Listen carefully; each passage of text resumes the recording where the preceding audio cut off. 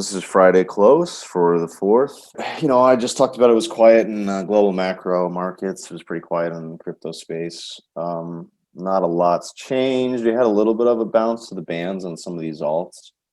I'll go over it. This is the dot chart, but let me just hit on futures first. Monday was a first count of a new cycle in the 8.6 for the daily. So here we are, 2, 3, 4, 5. Okay, we'll finish out this next 8 count early part of next week. We can't get above the 40,000 pivot. I did talk about if you wanted to hedge or you wanted to make some sales.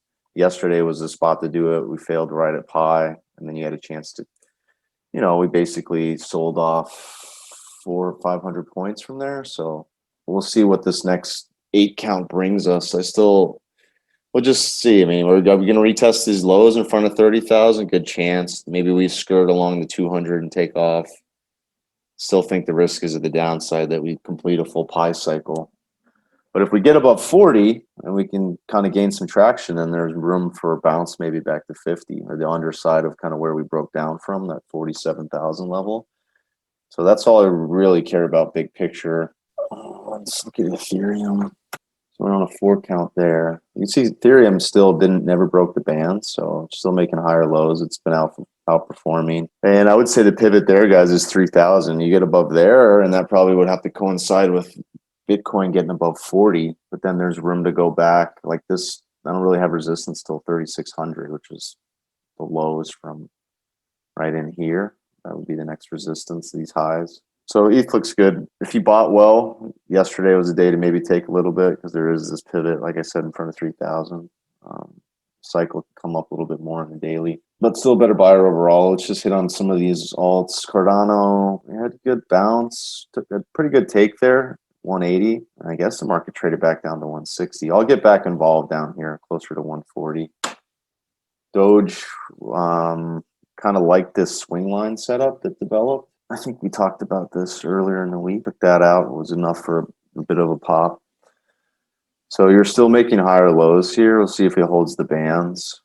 This chart actually, alongside of some of the other alts, they all have kind of broken. But Doge is hung in there. Like you see here on like Polkadot, you broke the bands, and it's just a different, like even the color coding when the bands break here on this chart that I have up. This is what a lot of the alts look like. Broke support. You had that big bearish wall we talked about. Now you have to just contend and deal with all this from the bears and all this resistance. So the bands is a big spot right there.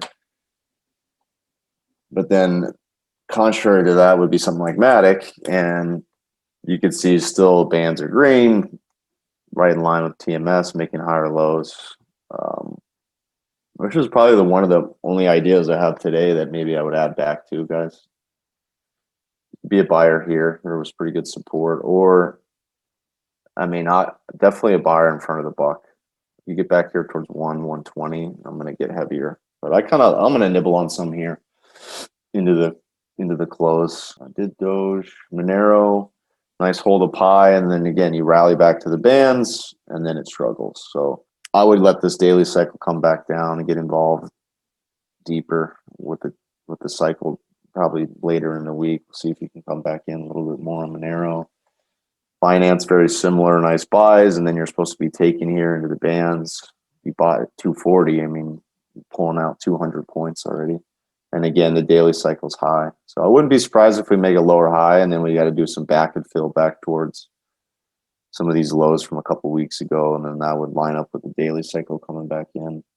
Yeah, so the daily cycle, even on the cash coin chart, can come back in over the weekend. I think that does it, guys. I'm gonna wrap up a couple other things. Have a great weekend. Hopefully the volatility really came in this week. So I hope we're not into the summer doldrums already, but trading was really pretty sluggish today. So today and all week. So hopefully it'll pick up into next week. But have a good weekend.